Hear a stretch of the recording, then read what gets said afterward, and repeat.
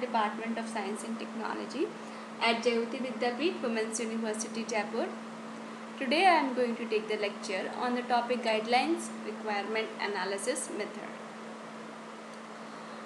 First of all, I would like to tell you what is requirement analysis. क्या होती है requirement analysis? Requirement analysis एक ऐसी process होती है जिसमें आप जो भी यूज़र के एक्सपेक्टेशंस होते हैं उस एप्लीकेशन के प्रति जो बनवाना चाहता है, ठीक है, so that it would be built और मॉडिफाइड, वो बन जाए या फिर मॉडिफाइड उसको किया जाए, मीन्स वर्क एक्सपेक्टेशंस हुए, ठीक है, and it involves all the task that are conducted to identify the needs of different stakeholders, ठीक है. अब इसलिए क्या होता है, therefore requirement analysis means to analyse, document, validate and manage software और system requirements. So in this, high quality requirements are documented, actionable, measurable, testable, traceable, helps to identify business opportunities and are defined to facilitate system design, ठीक है. तो इस requirement analysis की कुछ obviously कुछ process भी होगी. अब वो प्रोसेस क्या होगी, जो सॉफ्टवेयर रिक्वायरमेंट एनालिसिस प्रोसेस है उसमें कुछ स्टेप्स होते हैं, उसको फेजेस बोल रहे हो आप. वो क्या फेजेस होते हैं, eliciting requirements, analysing requirements, requirements modelling and the review of retrospective. Eliciting requirements में क्या हो जाएगा, इसमें हम प्रोसेस, ये क्या है, process of gathering requirements by communicating with the customer. इसमें हम कस्टमर से कम्युनिकेट करते हैं उसकी रिक्वायरमेंट जानने के लिए, इसलिए हम इसको एलिसाइटिंग रिक्वायरमेंट्स कहते हैं. एनालाइजिंग में क्या हो गया, ये हेल्प्स, ये जो स्टेप है वो हेल्प किसके लिए हेल्प करती है, to determine the quality of the requirements की क्या बेसिकली क्वालिटी है, ठीक है. And it involves identifying whether the requirements are unclear, incomplete, ambiguous and contradictory, and these issues resolved before moving to the next step. Third में क्या हो गया, requirements modelling.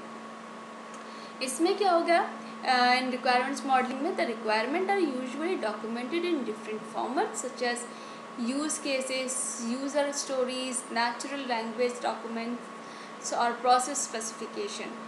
अब फोर्थ की बात करते हैं, review and retrospective. This step is conducted to reflect on the previous iteration of requirements gathering in a bid to make improvements in the process going forward. So next है requirement analysis techniques. So there are basically different techniques which are used for business requirement analysis. So इसमें क्या करेंगे, आपकी एक list दी गई है जिसमें business requirement analysis techniques की जो है, पहले क्या होगा, बिजनेस प्रोसेस मॉडलिंग नोटेशन, उसको हम BPMN के नाम से जानेंगे, और UML flow chart technique, data flow diagram, role activity diagram और गैंट चार्ट्स, और IDEF integrated definition for function modelling, और गैप एनालिसिस. अब फर्स्ट क्या हो गया, बिजनेस प्रोसेस मॉडलिंग नोटेशन. इसमें क्या हो गया, ये जो टेक्निक है it is similar to creating process flow chart. ठीक, फ्लो चार्ट की तरह ये काम करती है, जो बट इसमें कुछ के खुद के सिम्बॉल्स होते हैं, एलिमेंट्स होते हैं. जो बिजनेस प्रोसेस मॉडलिंग है और नोटेशन है, it is use to create graphs for the business process. और ये जो ग्राफ्स हैं, this simply is understanding the business process. BPMN is widely popular as a process improvement methodology. Second क्या हो गया, UML. इसमें यूनिफाइड मॉडलिंग लैंग्वेज. ये जो UML consist of an integrated set of diagram that are created to specify, visualise, constructed and document the artefacts of a software system. तो जो UML है, it is basically useful technique while creating object oriented software and working with the software development process. UML क्या होगा, उसमें ये graphical notations आप use करोगे, represent किसको करोगे, इसमें डिज़ाइन, जो सॉफ्टवेयर प्रोजेक्ट का डिज़ाइन है उसको. UML किसके और क्या करेगा, help validating the architectural design of the software के आर्किटेक्चरल डिज़ाइन को वैलिडेट भी करेगा. फ्लो चार्ट टेक्निक में क्या हो गया, फ्लो चार्ट तो आप जैसे जानते ही हैं कि it depicts the sequential flow and control logic of a set of activities that are related, and flowcharts are in different formats such as linear, cross-functional and top-down, ये जो flow chart, this can represent system interactions, data flow, etc. So flowcharts are easy to understand and can be used by both the technical and non-technical team members. So flowchart technique जो है ना helps in showing case the critical attributes of a process.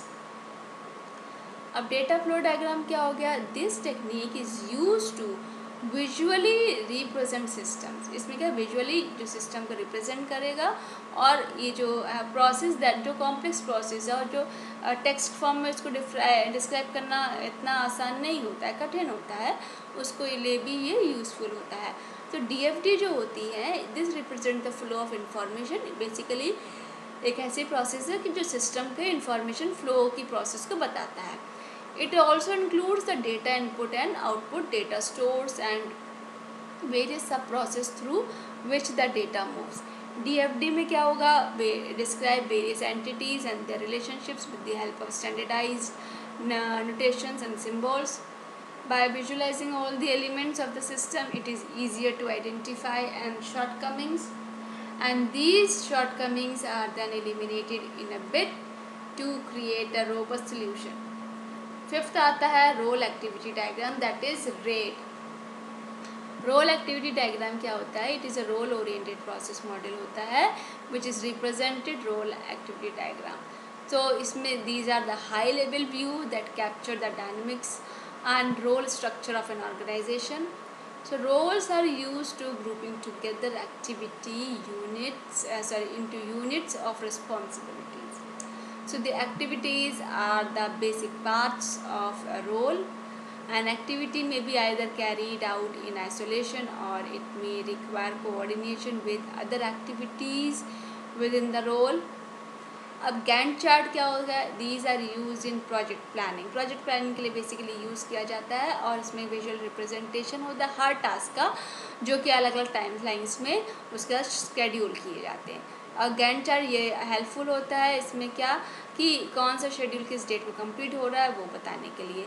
इसमें start और and date सब task के project की पूरी होती है, और एक सिंगल व्यू में आप उसको सारा देख पाओगे.